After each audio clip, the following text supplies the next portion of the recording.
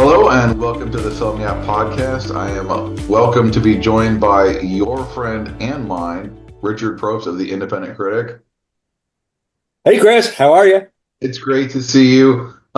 We have just finished up kind of our monumental effort every year, which is the award season for critics, and then later on it's for Golden Globes and Oscars and all that kind of stuff. But the Indiana Film Journalists Association, of which we're both members, kind of where we come to 10 early in the cycle.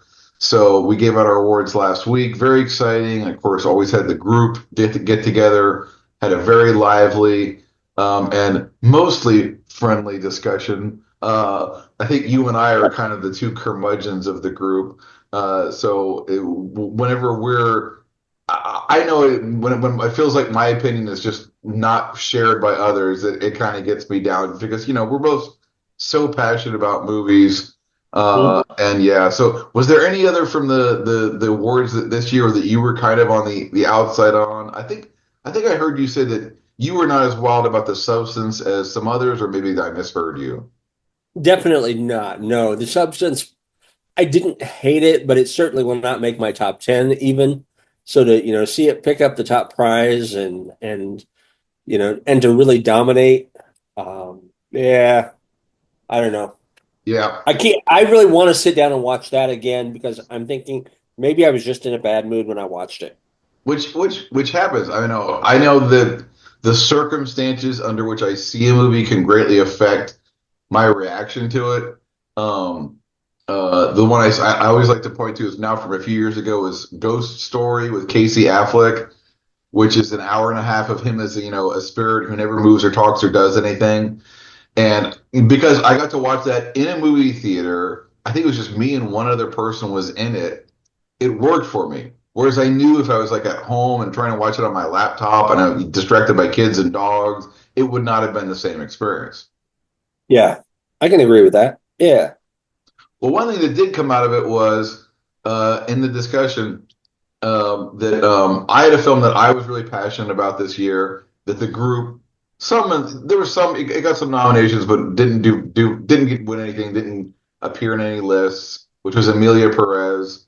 And we had another film that I was not as passionate about. I saw the TV Glow, which I think did win a winner, runner up, or at least made a placement in our awards. Yeah. Yeah, it finished in the top 10. Yeah, I finished in the top 10. So, as a group, we always like to do a top 10. We say this is what we think is the 10 best movies of the year. So definitely fair. And what we came out of it was that you hated Amelia Perez, which I haven't done my top 10 list, but I'm pretty sure it's probably going to be number one. Wow. I will not top to saying I saw the TV Glow. I was definitely disappointed about it, which you have said. You gave it a rotten on Rotten Tomatoes. I saw that today. What? You gave it a rotten on Rotten Tomatoes. I did, yeah. But as a Rotten Tomatoes critic, there's this whole thing of like you can't just say I was meh. There's no slightly putrescent tomato. It's fresh tomato or rotten tomato, which I really don't like because most movies really do fall somewhere in the middle. But yeah, my thing when I'm going in there, and I'm a little different in that, and I don't know how if you work at Rotten Tomatoes gives you the option of we'll just troll your feed and upload everything ourselves, or you can do it manually. I Uh-huh. choose to do it manually myself, mainly just because I want to choose the quote, and also because I have this thing of their rating is if anything is midway or above. So it's like if you have this if you have a 4-star rating system, to them anything at 2-star or above is fresh, or in my case 5-star, 3-star or above is fresh, and I don't go with that. To me, it's like I really have to be. I feel like I'm recommending the movie in order to give it a fresh. So I've actually had problems with that where I've had the studios call me. I've even had a few cases where filmmakers emailed me, said, "Hey, I saw you gave this 3 out of 5, but you made it rotten." I was like, "Well, that's how my thing works." But yeah, so it was one of those where because I really like the filmmaker's first film. We're all going to the World's Fair. Yeah.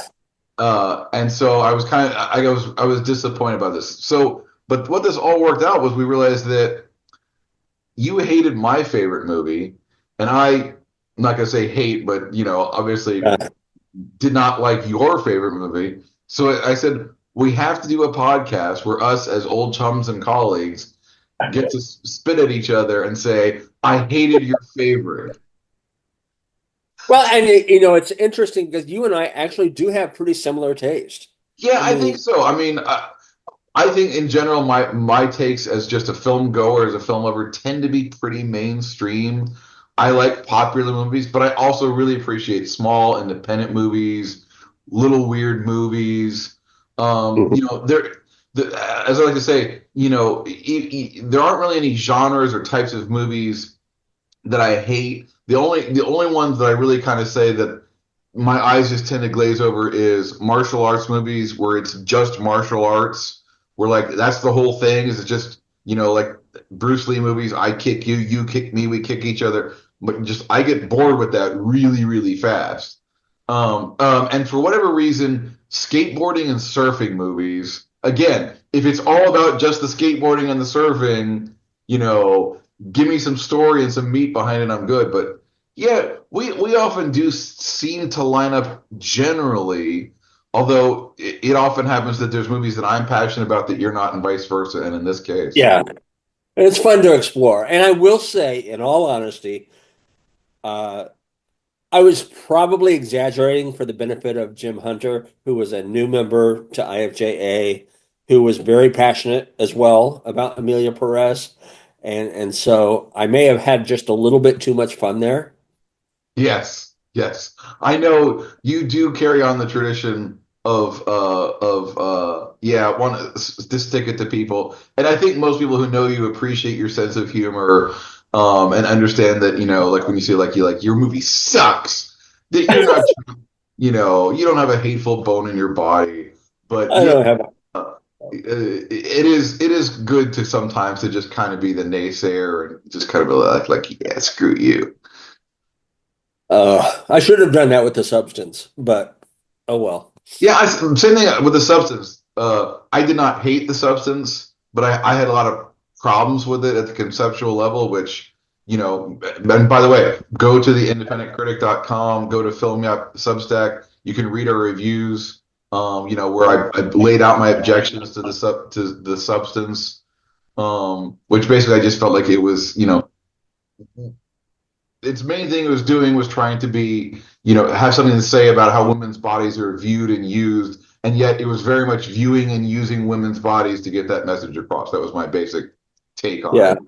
I noticed that male critics are a lot more passionate about that movie than female critics, probably Yeah. in part because there's a whole lot of naked Demi Moore and a whole lot of naked But what she's like 90 now. I don't want to see 90-year-old naked Demi. oh I'm down for naked anything. I did. Any year, well, obviously, up 18 and up, but beyond that, any year I'm good with. Well, let's get into Okay. why you hated or just you at least felt contrary about Amelia Perez, without me trying to stick up for it beforehand. Just tell me where the movie didn't work for you.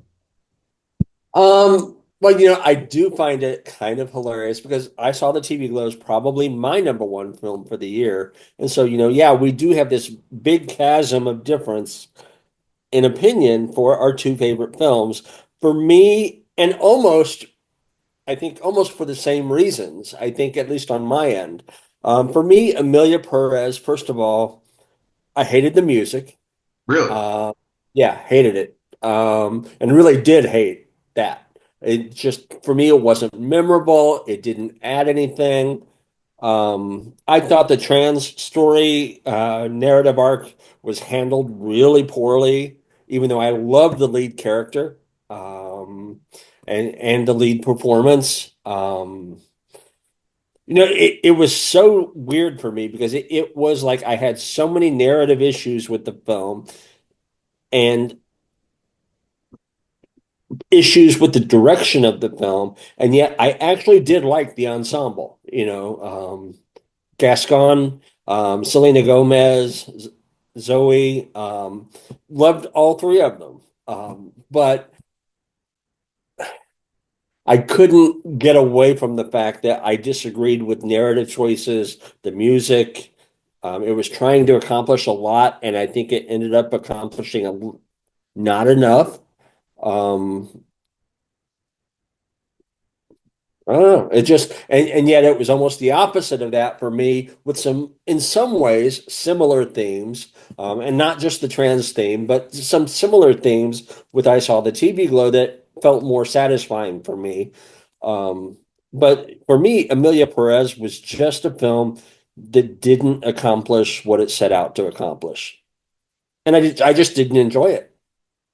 But I did not have, an engaging experience is to me a completely valid criticism. I mean, I could think of so many films where it's like this should be working, but it's not working for me. One of my all-time favorite examples is American Gangster when that came out, which was, Denzel Washington. It was like, you had an Oscar-winning actor and an Oscar-winning director and an Oscar-winning screenplay and a fantastic supporting cast, and it's this great based on true story, and it's like this should be a Best Picture nominee, and it just lays there. It just doesn't work for me.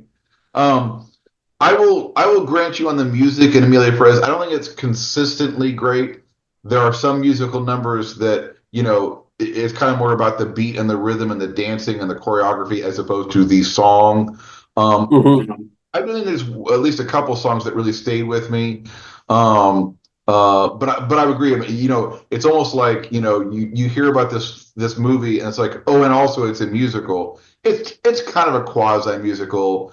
The music is not front and center in it. Yeah, I thought for my money, I thought Carla Sofia Gascon, I think is how you pronounce it. That was the performance of the year. And Yeah. men, women's roles, gender fluid roles, lead, supporting. That was just because I love. There's nothing I love more than identifying and having empathy for a character that from my own lived experience, I would have no relationship with. A murderous Mexican drug cartel leader who transitions from a man to woman. Okay, like no experience with that, and obviously everything in my background would teach me that I'm not supposed to like that person. And yet, even all along their journey, I felt connected to them, and they don't even show up as a character until I think about. I'm trying to remember about 20 minutes into the movie, might be even more. Mhm. And then, reemerges. There's that time slip and comes back now fully transformed.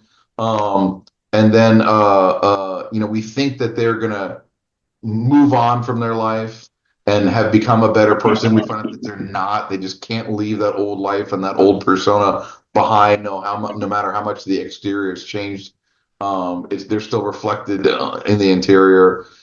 I will also say I thought the Selena Gomez character was pretty weak. Um, I Yeah. did not particularly jive with her performance either. I mean, she disappears for long stretches of the movie and then comes back. And I was surprised, sort of like when she was getting all this awards buzz on the level with Saldana and Gascon, and I was like, really, I thought she was kind of really a third wheel there. So by no means will I sit here and argue it's a perfect film, but I just dug that it was so different and weird Mhm.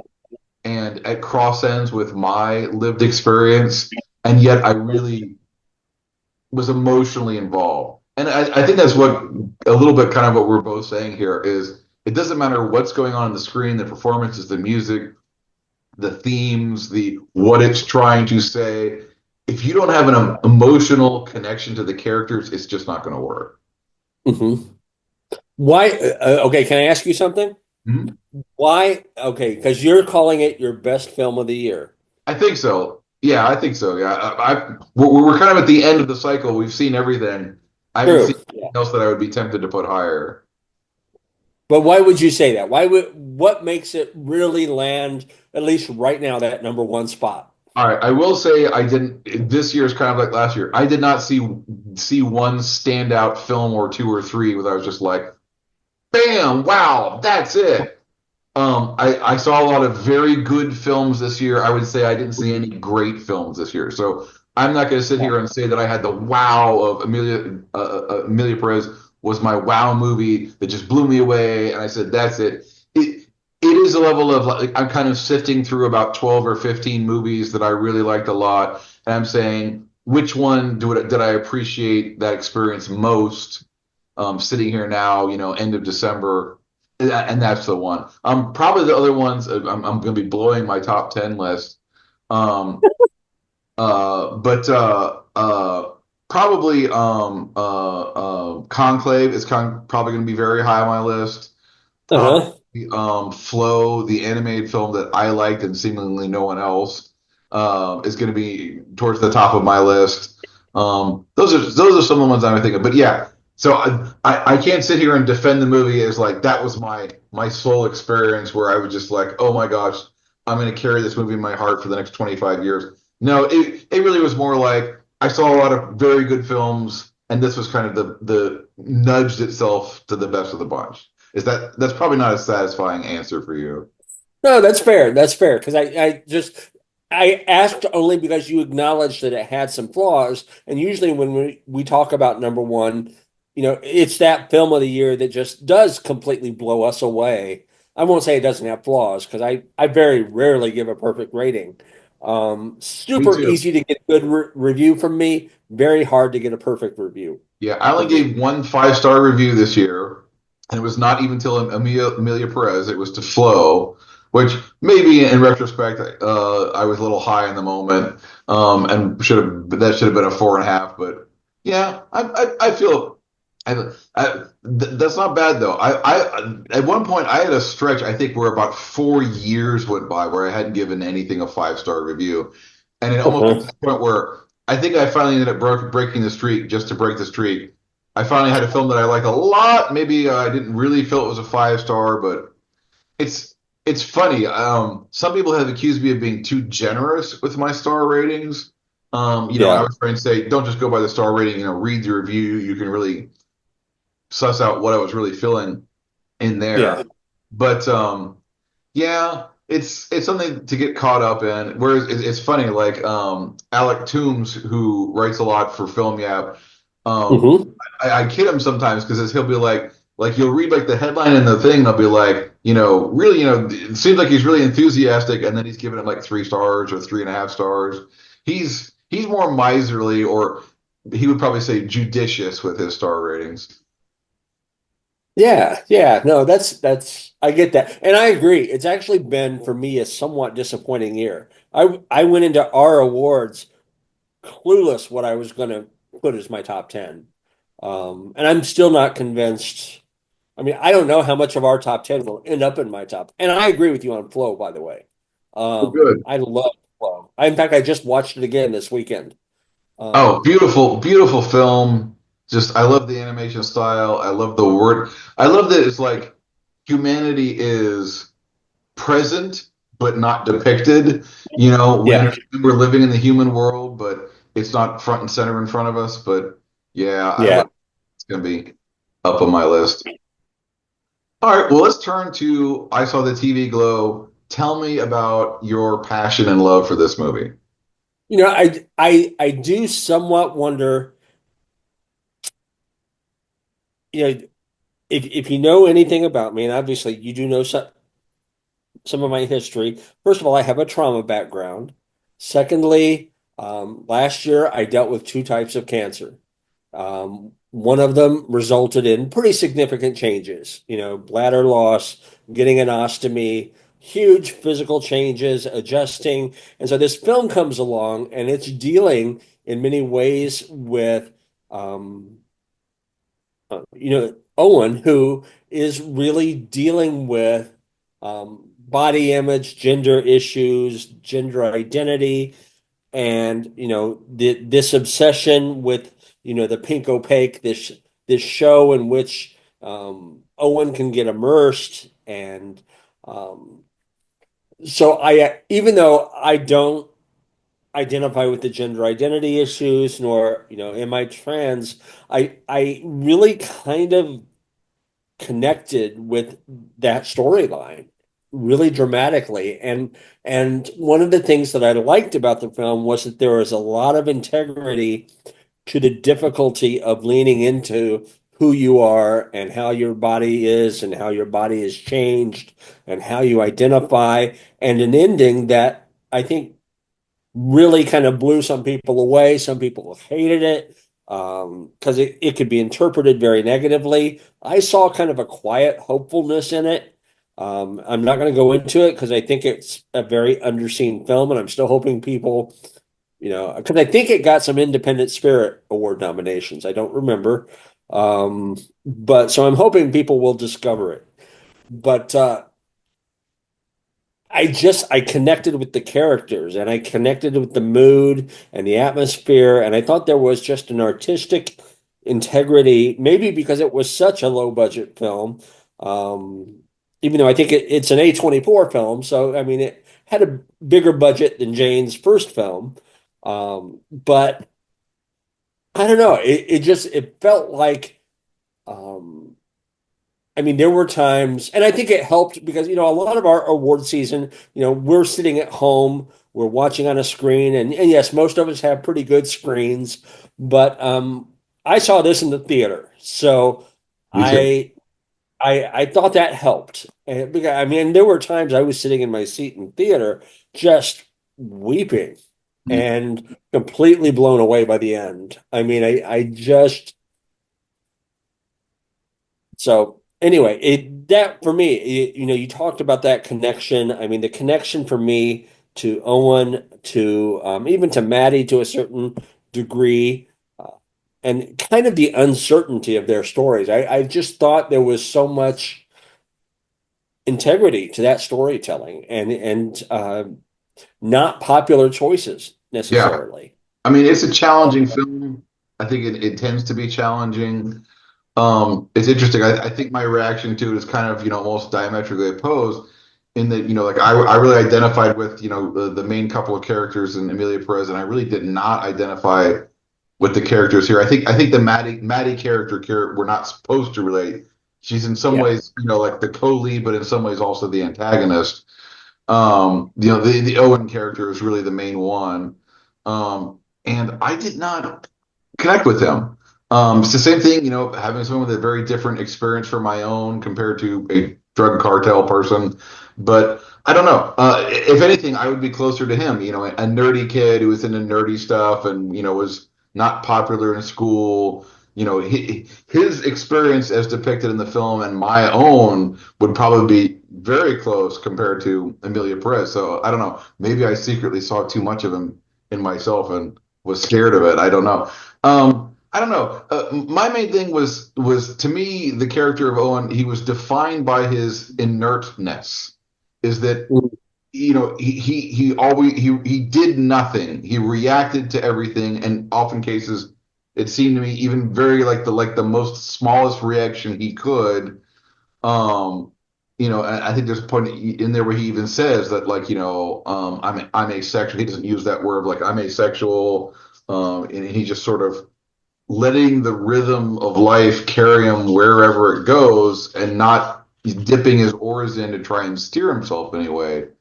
Um, yeah, my problem was I really I didn't get in. As I said, the show within the show, where they're going back to looking at this like show from I think it's supposed to be the '90s, the Pink Opaque, which I love to just say that out loud. It's got a lovely beat to it, the Pink Opaque.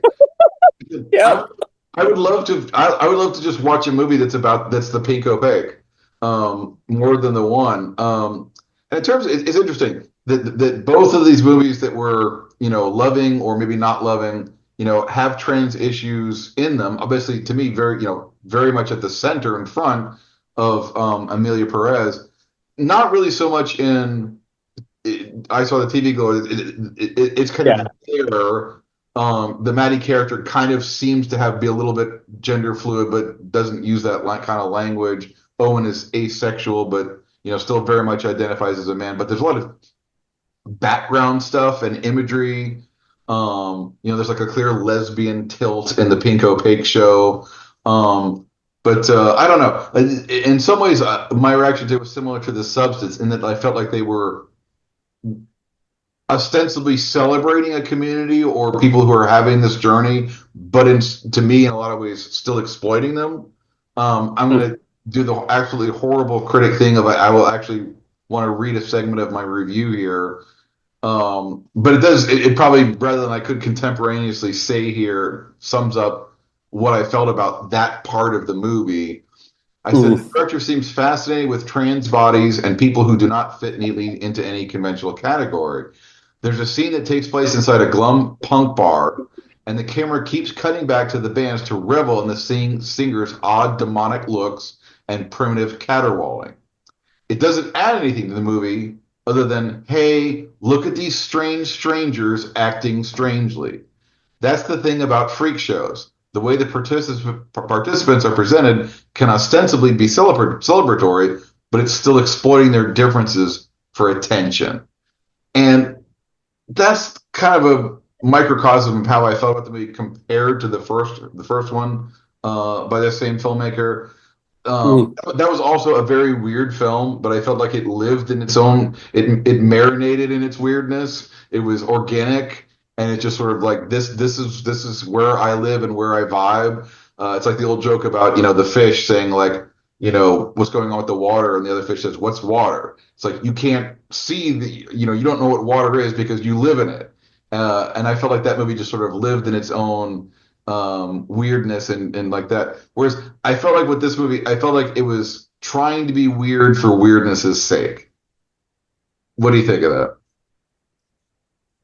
It's weird. No, I get that. I get that. And I think if you don't connect to the story and you don't connect to the characters, you're going to get lost in that weirdness. And I think that's what happened with you. It's one of those films that, as much as it may end up being my number one, and I'm not completely, I there are still films to watch, but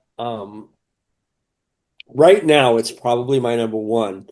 But I I connect to it, and I think it is a film that kind of requires that connection and that willingness to explore its themes. When we decided to do this podcast, I went out and I actually did start, because I have reviewed this film, and I started reading some other reviews and some other discussions and some of the theories about all the things it means, and I loved just the diversity of thought and opinion about what the storyline means, what the ending means, and I it's not, but I'm not sure it's one of those films that I would fight over, because I don't think, if you don't connect to it, I completely get why you wouldn't enjoy it. Yeah. Like I'll contrast with another movie that I really like, which is a very conventional mainstream film, which is Conclave. That's a film where I'm just like, I can't understand anybody that doesn't like that movie. It's like a murder mystery inside the papacy. It's got great energy, great cast. And it is a very universal kind of story that anyone can jump in. Some more so than others, but still. Whereas I agree, like both of these movies that we've really got are passionate about. I don't look askance at anyone who doesn't like Amelia Perez. It's like yeah, I can get why a lot of people would not jive with that. And I get the feeling that's just the same way about I Saw the TV Glow. It Yeah. is a movie that we sort of cherish personally without while understanding that it is not made for a mass audience.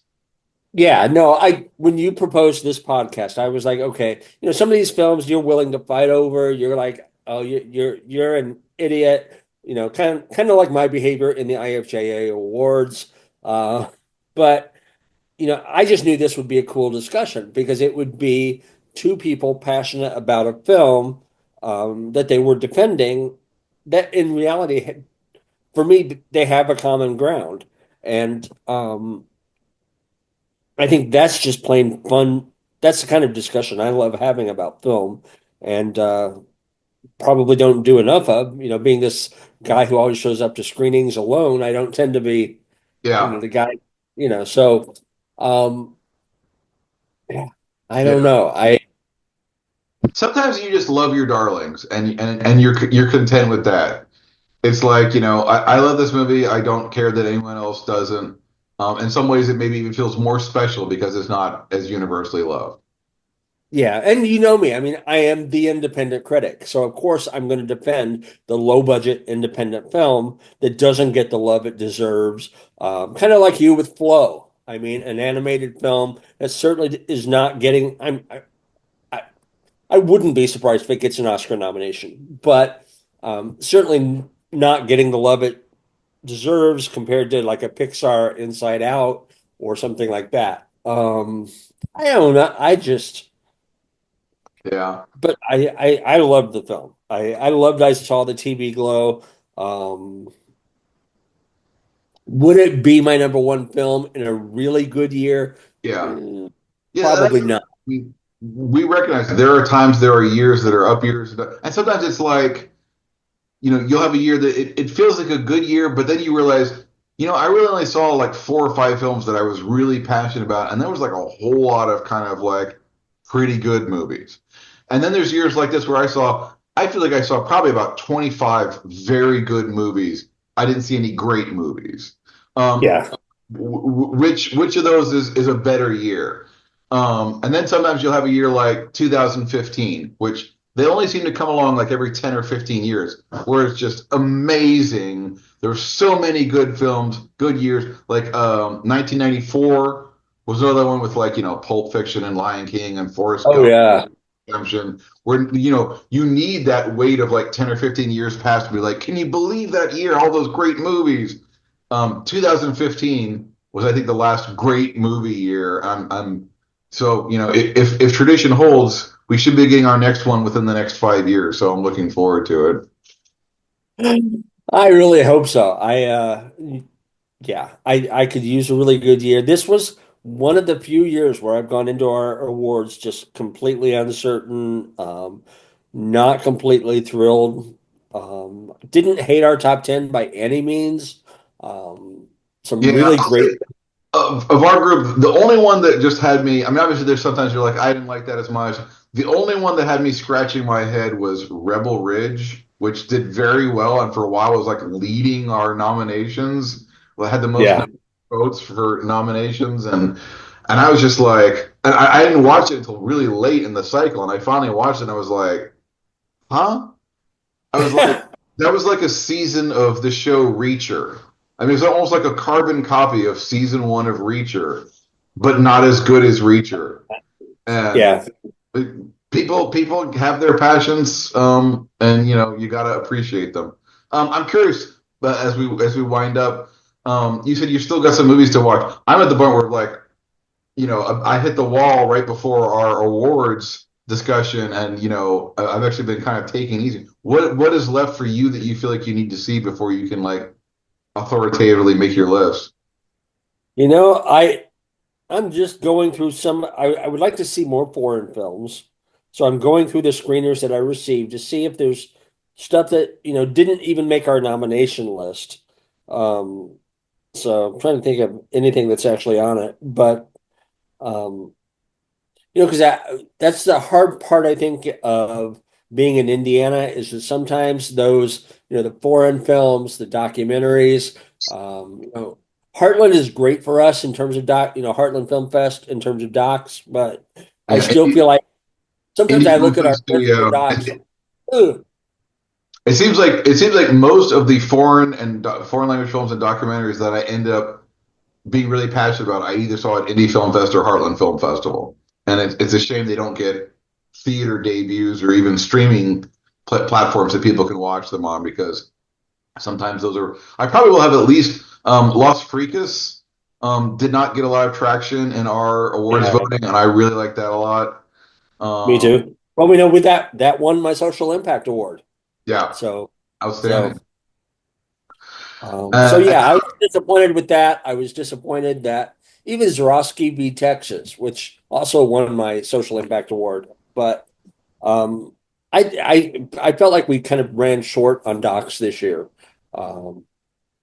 Because let's face it, we do tend to lean toward the narrative features when we're getting down to the last 2 weeks. So, Yeah. Well, I will say this: it's always exhilarating but exhausting. This last, basically month leading up to our awards discussion and giving them out. As you know, I am not one of these people that counts how many movies he's watching and likes to put it on Facebook, how many movies I've seen this year and all that. I know it's very popular, particularly with the younger folks. Like track all their stuff on Letterboxd, social media, yeah. stuff like that. But I can say it's pretty typical during that last month, that 30 days leading up to our awards vote. Every year, I'm pretty much usually watch about 50 movies, which I definitely reach a burnout. I definitely reach a burnout point where it's just like, all right, I need to take like 2, 3 days where I don't watch any movies. Do you ever go back? Because as like today, I just rewatched Conclave today. Because there are those films that I watch under the pressure of awards, and I think, okay, I really want to sit with this and enjoy it. And that's what I did today with Conclave. I did the same thing with Flow. Where I watched it for the awards, and I don't think I was thinking award, and then Yeah, suddenly now I it's go back and I'm like, wow, that's amazing. yeah, it is nice to slow down and just actually watch movies for pleasure again. And speaking of, it's been a pleasure once again to talk with you, Richard. If you could just tell people where they can find you, on Twitter, Facebook, Blue Sky website, where all that kind of stuff. You can find me on, first of all, theindependentcritic.com for my reviews. You can find me on Facebook, Instagram, LinkedIn, Blue Sky, and Threads. Cool beans. All right, Richard. Even though I hated your favorite and you hated mine, you're still one of my favorites, and I don't hate you. Awesome. Never, never, never. Thank you so much for the invite. All right, bye bye.